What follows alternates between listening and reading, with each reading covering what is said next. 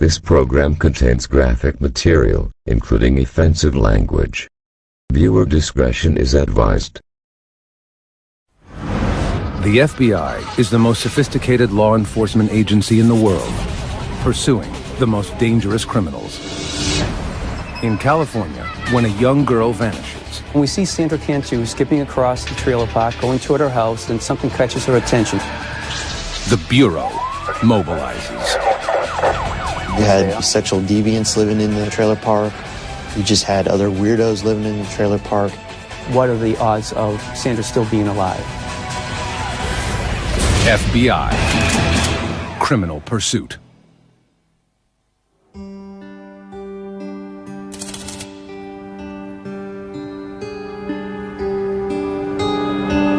March 27th, 2009. In the blue-collar town of Tracy, California, 8-year-old Sandra Cantu heads home after school. The second grader makes her usual afternoon rounds, knocking on doors and looking for playmates in her mobile home park. Oh, no, you came by, okay. All right. There's only 100 people that live here, so it's a very close-knit community. All the residents here knew each other and pretty much trusted each other.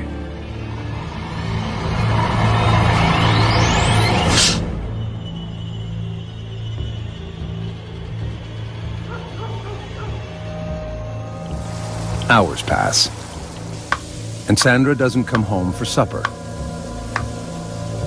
Her mother, Maria, worries.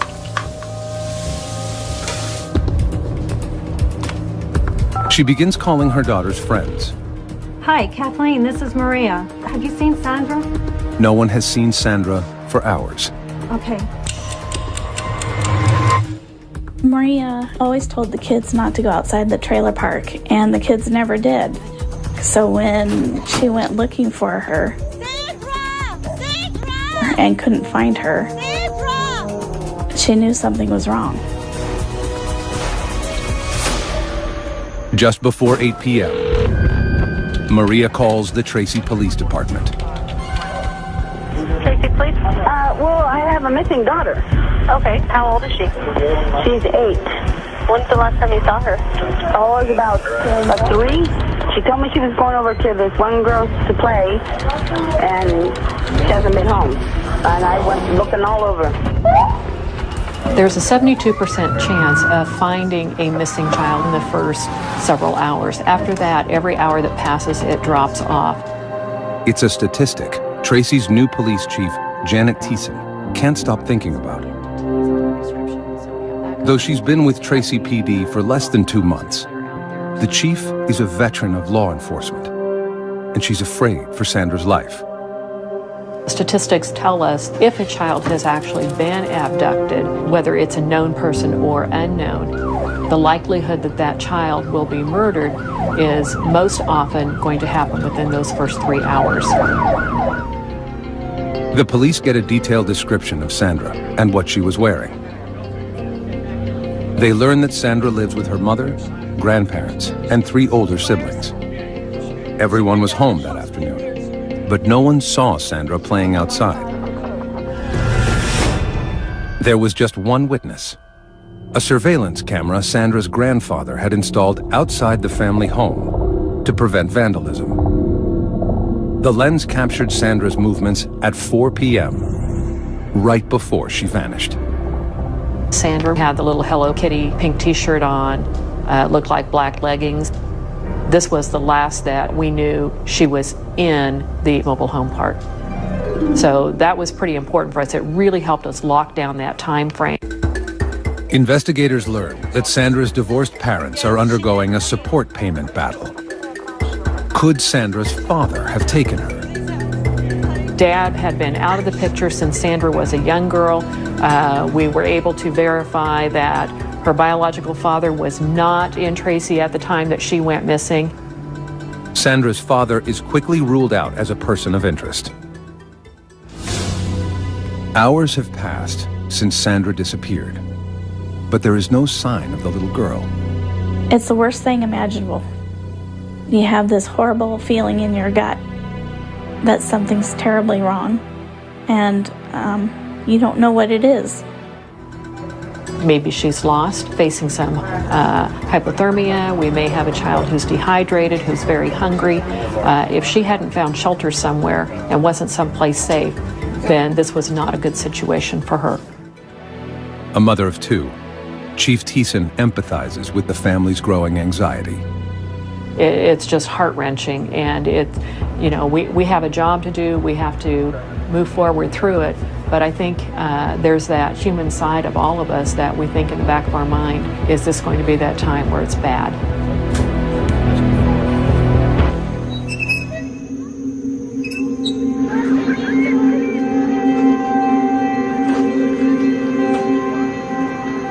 As dawn breaks, volunteers canvass the neighborhood, desperately searching for Sandra.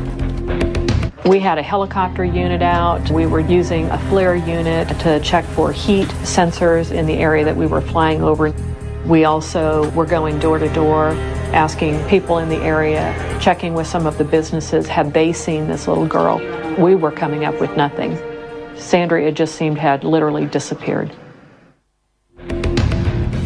With no known suspect or vehicle description, Tracy police are stumped. They issue an urgent bulletin on a missing child, which alerts the FBI's Child Abduction Rapid Deployment Unit, or CARD. Comprised of the world's leading experts on child abduction, the CARD unit can mobilize anywhere in the country within 4 hours. Team leader, Special Agent Joseph Brine, and his colleagues rush to Tracy as soon as they get the alert. When we first responded to the Tracy Police Department, one of the first things they asked is, what are the odds of Sandra still being alive? Statistically speaking, 97% of the children who are abducted at this point in time have been murdered. But it was our job to focus both the FBI and the Tracy Police Department on that 3%, because there's a chance that she is alive. For the first time in his 15-year career, Special Agent Brine gets a first-hand look at what is at stake in the video of Sandra's last known moments. To see Sandra was something, as an FBI agent, you don't see on a regular basis. And it was just something that had an emotional impact. The case hits close to home for Special Agent Todd Davis. I had 3 little girls that I raised, and so it's very emotional, particularly when you're trying to find a child. You get very focused on that, and you forget to eat. You don't sleep when you go home. You can't get that out of your head. The FBI's first priority is questioning all the residents inside the neighborhood. They quickly realize that Sandra's popularity makes everyone a suspect. So, how was your day? Good. She talked with everybody. She always asked if she can help with the yard or help cooking. She liked to cook. Sandra was very friendly. She had a way to just capture your heart, and she had a beautiful smile. She was always smiling. Like most of the children here, Sandra was allowed to roam free, and everyone opened their doors to the little brunette with a quick smile. The kids just would go out and play all together, and it's a small place, so we just knew that she'd be safe. Every little detail sometimes will reveal some kind of pattern, some kind of activity that may lead to a significant turn in the case. Sandra was in just about every trailer, and she knew just about everybody. So it made our job a little bit more difficult because every trailer was now in play for us to investigate. Roadblocks are put in place around the area, and all vehicles searched. Investigators have no solid leads until they get a tip from a concerned neighbor, the mother of Sandra's best friend. The neighbor sends a text message to Sandra's mother that a large suitcase was stolen from her driveway around the same time Sandra went missing. It could be an unrelated incident, but investigators are concerned. The neighborhood borders the 205 freeway, which connects the Bay Area to the town of Tracy. It would have been very easy for someone to come into this area, drive a couple blocks, see this little girl, and pick her up. If in fact it was a stranger abduction in that type of a scenario, would we ever be able to get any information? The FBI speculates about who Sandra's abductor might be. Our behavioral analyst unit told us that we should be looking at predominantly male individuals who knew Sandra, who resided in the trailer park. So we started to look at individuals who had contact with Sandra over the past couple of years, adult males in particular. But at this point, their profile is hypothetical and only based on statistics. In this case, we don't have a crime scene. And without a crime scene, there really is insufficient information that we can use to form a profile about what might have happened. There's one other thing the FBI profilers know is likely: that Sandra's abductor knows her well and is someone close to home. For the most part, we remain fixated on the idea that an offender is going to be familiar with the victim or the victim's neighborhood in some way. Tracy Police Detective Tim Bauer is on the investigative team. He's been to the trailer park on other cases and recognizes Sandra's family. Like everyone else, he can't rest until the girl is found. And this is the type of case that you could not think about even when you're not at work. And you want to be here 24 hours a day yourself looking for the child that's missing.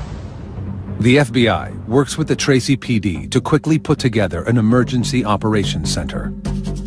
We utilized about 65 FBI agents and about 26 detectives from Tracy PD. You'd have a whole row of people that were managing the tips as they came in off 3 different computers. Every second counts, and investigators want as many people as possible to know about the case. Everything was such a blur. We had been talking to the media to try and get her picture out there so people were aware of her in case they saw her. We wanted our little girl home. No resources spared, as searchers use helicopters with thermal imaging, dive teams, cadaver dogs, and volunteer foot patrols. 2 of the largest searches for a missing person that have ever been done in Northern California's history. We had approximately 250 people out searching for Sandra. A lot of the police officers told us that it was like they were searching for their own daughter. Sandra became Tracy's daughter. Everyone's hopes sink when a search team at the town dump unearths a pink shirt, exactly like the one Sandra was wearing. Investigators approach her family with solemn news of their discovery. After talking with the family again, we were able to figure out that it was not the right size. It was almost that sigh of relief. Okay, we still are operating on the belief that we are looking for Sandra being alive. If Sandra is still alive, investigators know that time isn't on their side. On video. They pore over the last known images of her, searching for the smallest clue. She looks like she's coming towards home, then all of a sudden she turns her head to the right and heads off in a different direction from where she was coming. I probably looked at it 40, 50 times, trying to figure out what else might have happened that caught her attention. Nothing more is seen on the tape until a neighbor drives by 8 minutes later. A canine unit can only track Sandra's scent for a couple of yards. We had some dogs track her scent down this street. So we know, of course, she traveled to the end of the street up to that corner. And that's the last scent that we were able to pick up at that point. Investigators interview anyone in the neighborhood who is a registered sex offender or has a criminal record. The list of persons of interest is shockingly long. Sunday. You had sexual deviants living in the trailer park, people on probation, parole living in the trailer park.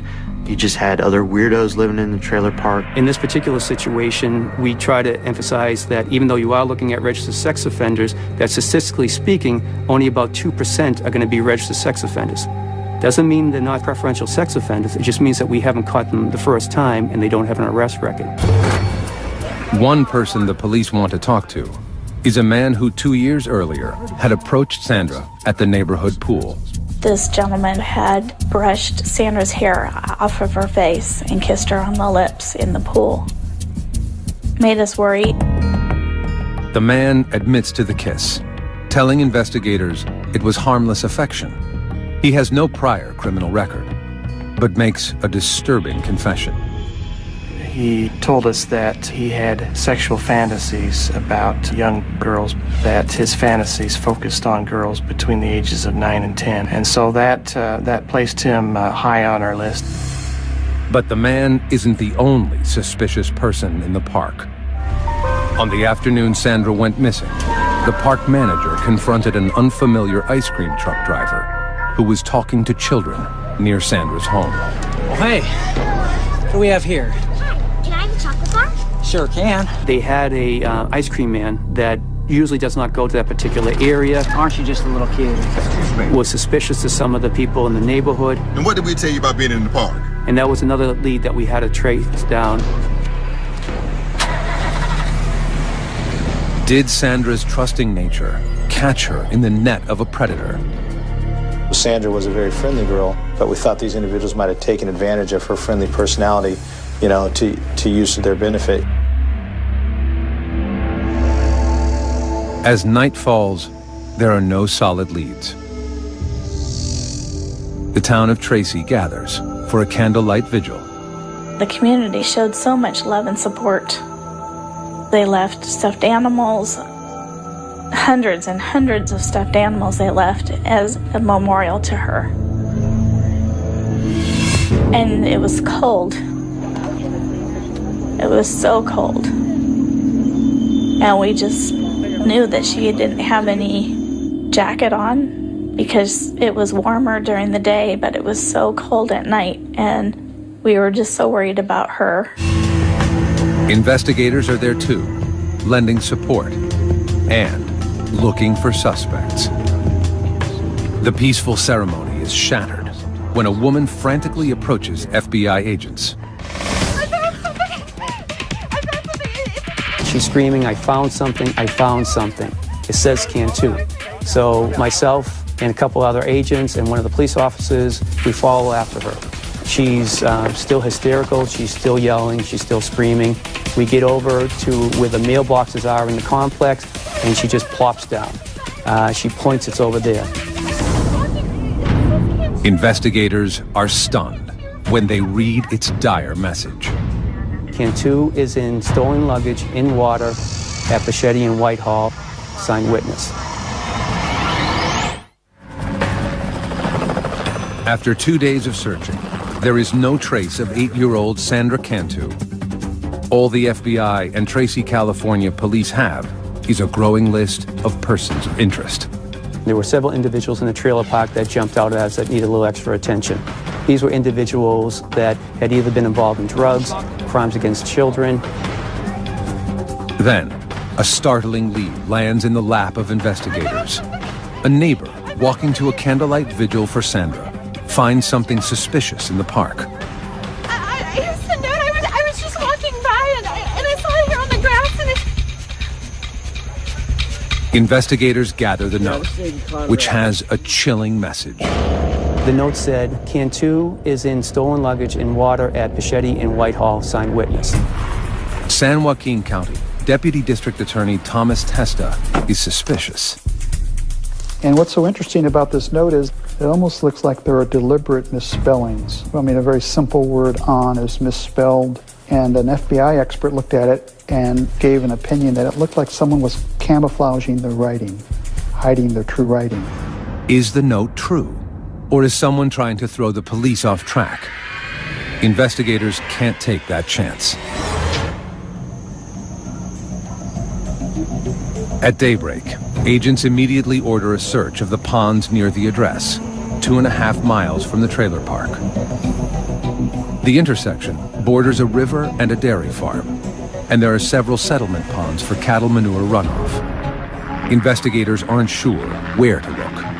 In the settling ponds, it makes it extremely difficult to search because of the sewage that had flowed into those settling ponds from the dairy. It makes it impossible for divers to locate anything. Investigators have no idea whether Sandra's body is in the pond. They have a lot of questions and turn to the note's messenger for help. 28-year-old Melissa Huckabee is the same neighbor who reported a suitcase stolen from her driveway the day Sandra went missing. When the agents interviewed Melissa at her trailer, she told them she was especially alarmed when she saw the note referencing that the child had been placed in the suitcase because she said her suitcase was large enough to fit a child in. A friend of the family, Melissa is a single mother raising a 5-year-old in the home of her aging grandparents. Her daughter is Sandra's best friend. Her daughter played with Sandra, and her family was church-going people. Her grandfather was the pastor at the church around the corner. And she was a school teacher there. So as a family, we felt safe having her there.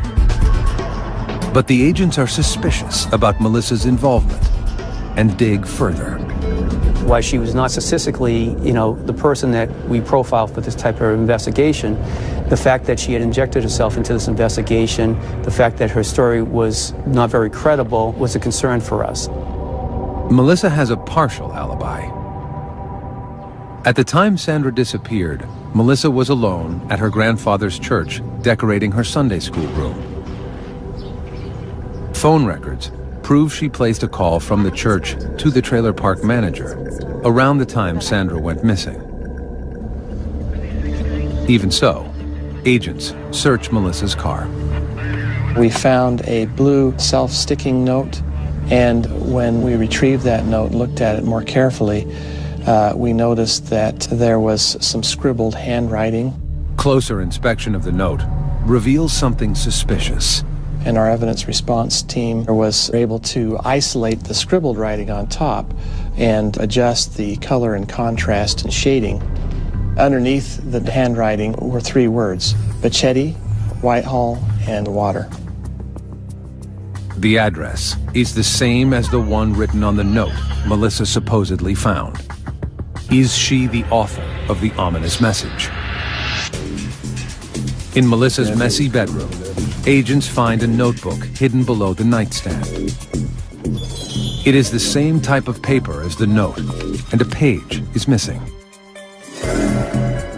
It also contained on it some indented writing that we held up to an alternate light source, and our evidence response team was able to discern a couple of letters that exactly matched letters found on the anonymous note. Investigators are now certain that Melissa wrote the mysterious note. But why? Is this an attention seeker who somehow wants their 15 minutes of fame, or is it a situation where this person is trying to find out what do the police know and how close are they getting to me? In spite of the questions surrounding her, Melissa cooperates with police, offering valuable information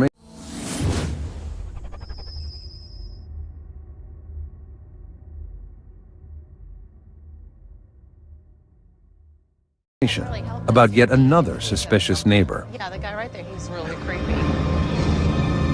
Every so often, Sandra would go to the man's home and play games or hang out.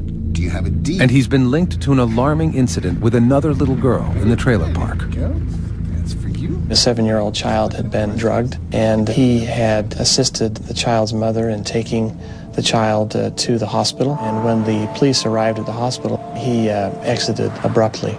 That was an indication to us that maybe there was something that he was hiding. Cadaver dogs search the man's vehicle and get a positive hit on the truck.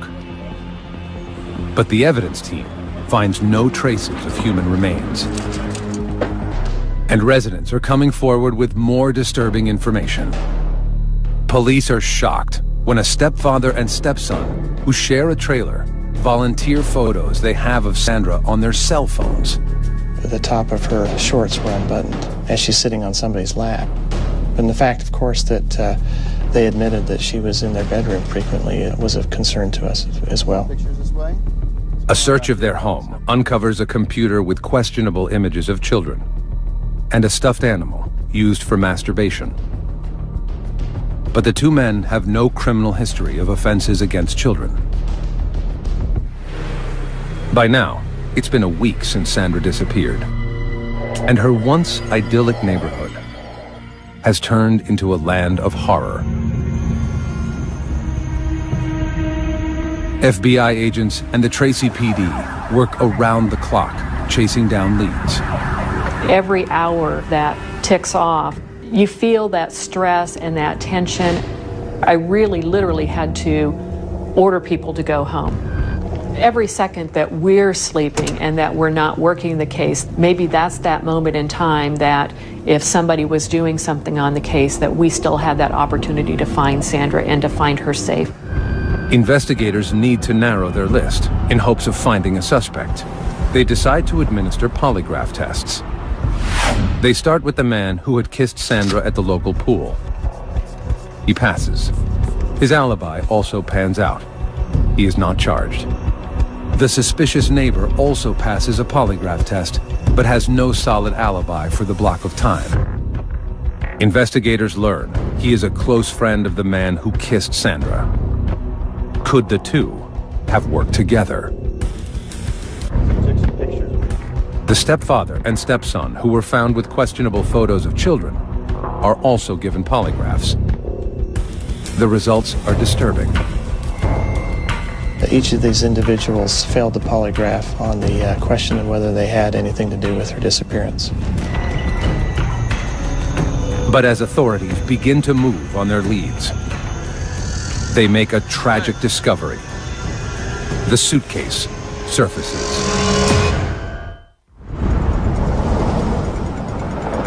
It's been 11 days since 8-year-old Sandra Cantu vanished from her trailer park in Tracy, California. 2.5 miles away, workers at a dairy see a suitcase floating in the water. They call the sheriff, who rushes to the scene with Tracy PD and the FBI. Is she in there? We wanted to know, but at the same time, we didn't want to open at the scene, obviously, because we want to protect the integrity of what's inside. Hairs and fibers, other pieces of evidence that can link us to who did this, if this is actually Sandra in the suitcase. The suitcase does not have any identifying marks, but the zippers are tied together with a thin white string. Standing knee-deep in sewage, the evidence team lifts the suitcase and places it in a body bag. Immediately, the one thing you noticed was the weight of the suitcase. There was definitely something inside the suitcase. As we start to carry the body bag out, all of a sudden you could smell the smell of death. Investigators deliver the bag to the San Joaquin County Medical Examiner. He carefully cuts the white cord on the zipper and opens the case.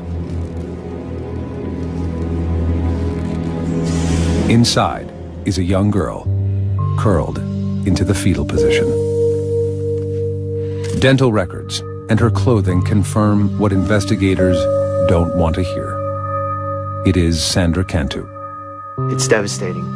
You know, we lived up to this moment that she's still alive. We gotta find her. She's still alive. We can find her. We can find her. And then at this point, we can't. The only thing we can do to help her now is by finding out who did this. Sandra's body is fully clothed, in the same outfit she was wearing when she disappeared. Toxicology reports reveal she was drugged with benzodiazepine, a powerful sedative. There are no obvious injuries on Sandra's body. No scratches, bruises, or cuts, except a small scrape on the inside of her bottom lip. The coroner determines that she was sedated, then smothered, before being put in the pond. And there's something else. The doctor determined that she had been sexually assaulted, and at first was kind of confused because of the angle that had been used for the sexual assault, and kind of determined that it had been with a foreign object. After assaulting her, Sandra's killer completely redressed her body. What it suggests to me is that this was an individual who knew Sandra and perhaps may have felt remorse and wanted Sandra to be presentable. Special Agent Marcus Knudsen stays with Sandra's body as she is taken for x-rays and then to the morgue. Knudsen, himself a father of a young girl, can't bear to leave Sandra alone in the dark again. It hurts because this is a young girl. She had everything going for her. You know, why? Why take the life of a young girl? The case is now officially a murder investigation. But before authorities can begin, Chief Thiessen has the painful task of informing Sandra's family. It's so hard when you see something that's happened to a young child. There's no easy way to tell somebody that your child is dead. It's news Sandra's family is not prepared to hear. When they came to tell us that they found Sandra, the most primal screams that you can imagine, and wailing and disbelief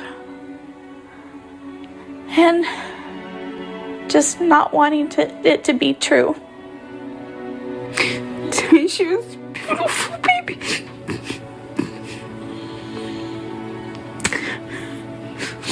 She was my beautiful little girl.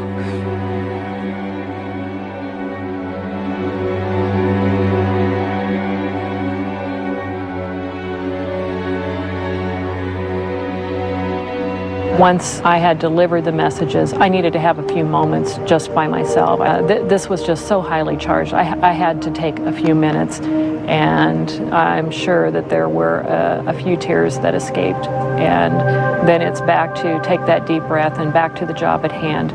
Now we had a killer to find. Authorities know the killer is on the loose and could strike again. And the messenger of the note, Melissa Huckabee, is now their prime suspect. Now that we found the body described in the note and the type of suitcase matched the suitcase that had been supposedly stolen from Melissa's trailer on that day, that certainly pointed in her direction.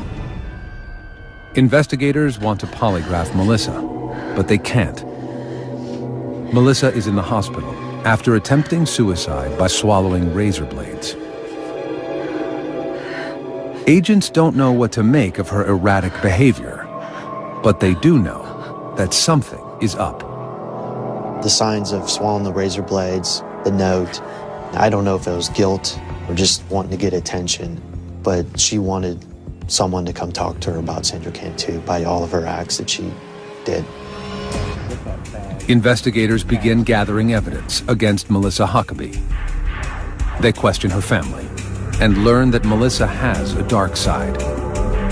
3 months earlier, she pled no contest to petty theft charges for stealing from a department store.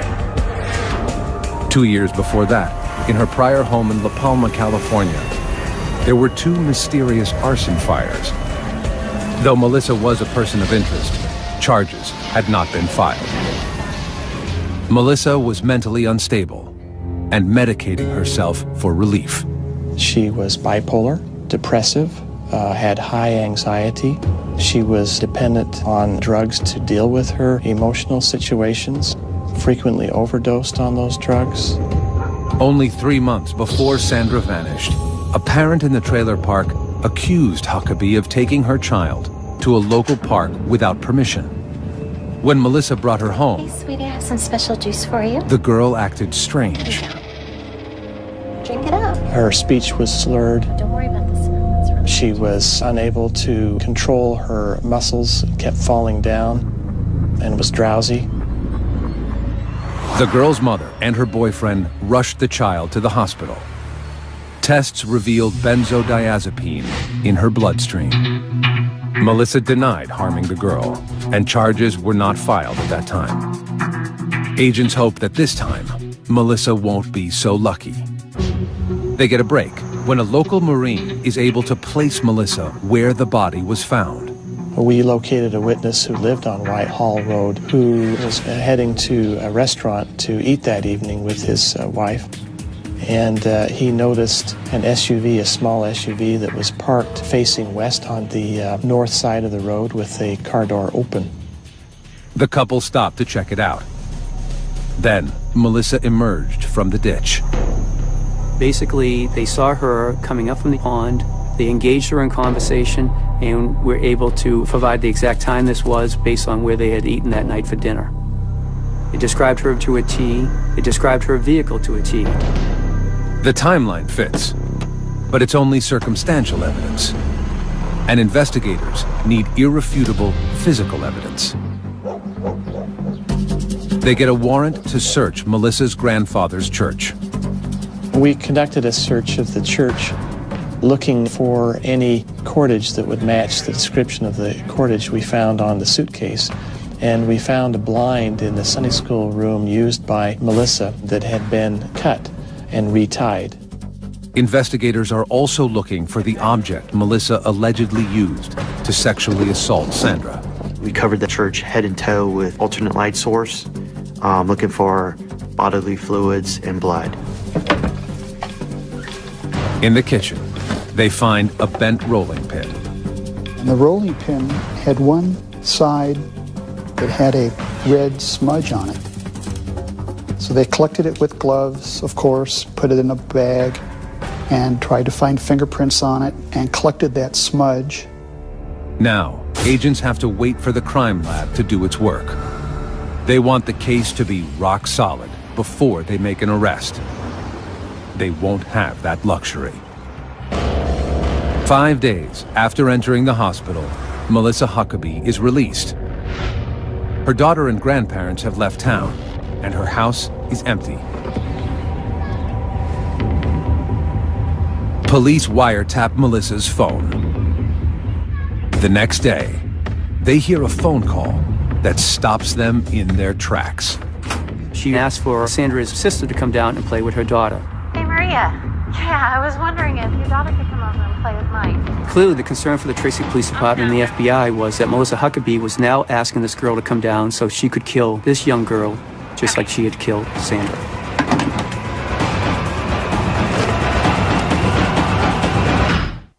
April 10th, 2009. 2 days after she is released from the hospital, murder suspect Melissa Huckabee invites her victim's older sister to her house. She says it's for a playdate, but FBI and Tracy, California police fear she has sinister plans. Here we go again. She's going to try to pull this off again because in her mind at this point she believes she got away with it. Unaware that Melissa is suspected of murdering their daughter, Sandra's family is about to send her sister over to play. My boss says, hey, get over there right now, drive as fast as you can and get there, and right before you get there, shut your lights down and get in there and then just walk up like everything's cool and knock on the door and make sure we don't got another little kid in there. Detective Bauer races to Melissa's house, fearing the worst.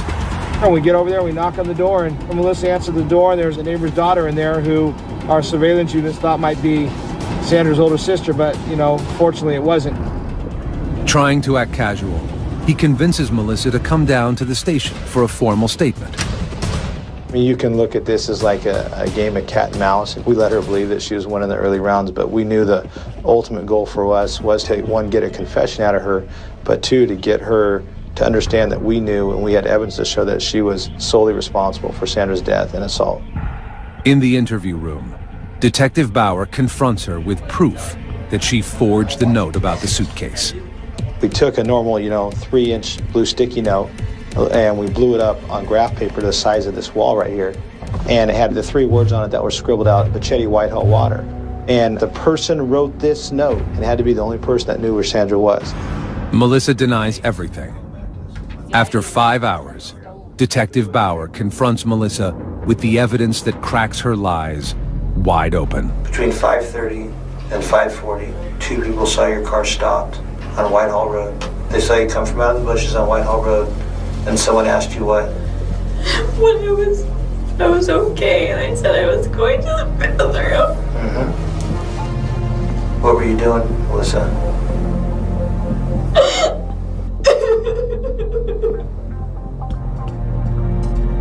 It was an accident. I told you it was an accident. I know it was. Accidents happen. Kill her. She just died.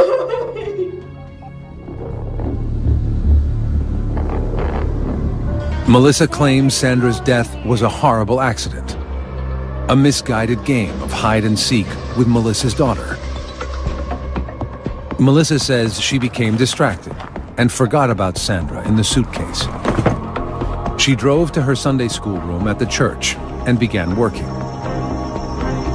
I went in the church. I was there. And when I came outside, I looked at my suitcase. I went to take it out and it was heavy. And she was in there. And she wasn't breathing. breathing or anything. What did she look like? She looked pale. I thought that I had killed her. Huh? I thought that she was dead. And I panicked. So what happened? I tried to wake her up and she wouldn't wake up. Melissa claims she tried CPR, but it didn't work. She zipped the girl back into the suitcase and decided to hide the body in the pond. She was dead and I killed her. I didn't want anybody to think that I had killed her. But I didn't know what else to do. Melissa denies sexually assaulting the little girl, but her partial confession is enough for Tracy PD to arrest her for the murder of Sandra Cantu. Investigators tell Sandra's family the stunning news. We felt very betrayed to know that it was Sandra's friend's mother who did this. Forensic tests on the evidence from Huckabee's home and the church confirm what investigators already know, that Sandra's death was no accident. Reports reveal that the metal rolling pin in the church kitchen contains traces of Sandra's DNA. Sandra had never been in that church, so her DNA should not have been on that. So it was a real powerful piece of evidence. The cord from the blinds in the church are compared to the string on the suitcase. The laboratory came back with a report indicating that that cordage was the same size, color, dimension, and substance as the cordage found on the suitcase. Analysis of Melissa's home computer suggests that Sandra Cantu's murder was coldly premeditated. We found an article detailing the murder of a child, and that child had been murdered by her grandfather and placed in a suitcase, and the suitcase had been thrown in a river. Based on the evidence in this investigation, it appears that this was premeditated and it was a sad opportunity that presented itself and she took advantage of it. The forensic evidence is the final piece of the puzzle. Authorities use it to construct a timeline of what happened to Sandra, beginning with the surveillance tape. At 4 p.m., Sandra walked off screen in the direction of Melissa's home. Sandra, come on over here with me. Come here. Come on. You want to help me decorate the church? Sure. Okay, come on, let's get in. 8 minutes later, Melissa's car drove by.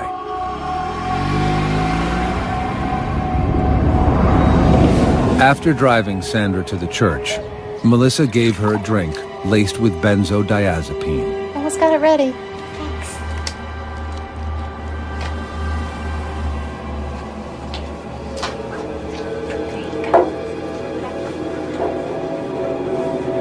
Go ahead, drink it all up.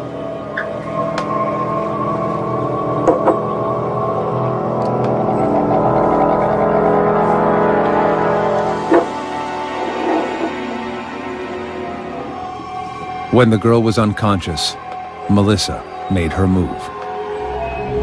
Around 5 p.m., phone records show that Melissa made a call from her grandfather's church to the trailer park manager, reporting her suitcase stolen. She started thinking of needing to cover her tracks by making sure she reports the suitcase that has Sandra's body was stolen. So if the suitcase is found, she could claim, well, someone stole it and someone else must have put the body in it. Then, shortly before 6 p.m., the eyewitness saw Melissa near the pond. Hey, how you doing? What you doing now? Sandra Cantu was dead before her mother ever called 911. May 10th, 2010. Faced with overwhelming evidence, Melissa Huckabee takes a plea deal and admits guilt in the kidnapping and murder of Sandra Cantu.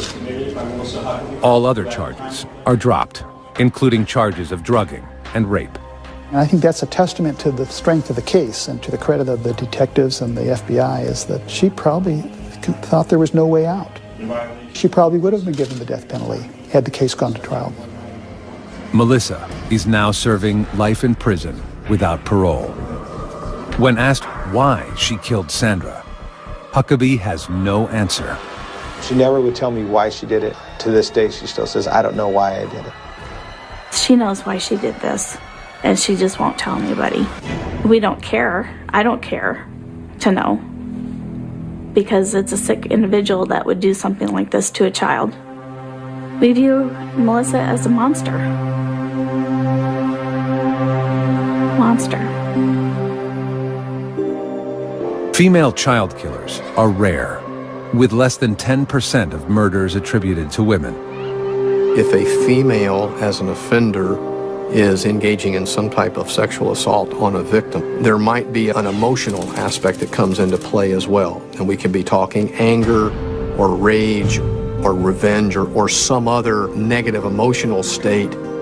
Authorities speculate Melissa Huckabee may have killed out of jealousy that Sandra was stealing her own daughter's affections away, or out of a need for attention and praise. I still cannot understand why I did what I did. She created the emergency, and she was going to be the one to solve the emergency. And she would be the hero. She would get all this attention. She'd be the star, and she'd be on these TV shows, and Oprah would come and talk to her. So there is that theory that this was just a cry for attention. Sandra Cantu may have walked off camera, but she will never walk out of the hearts of those who caught her killer. It's a tragedy that someone so little, so cute, had her whole life before, would lose her life. She didn't put herself in harm's way. Evil came and sought her out, and that's a clear tragedy. Our team is still going to hurt over the death of Sandra. You know, you take somebody in the community that you think is, you know, a good person or respected, and they turn out to be like Melissa Huckabee. Yeah, it's hard. It's hard because it could be anybody. Who's the next Melissa Huckabee?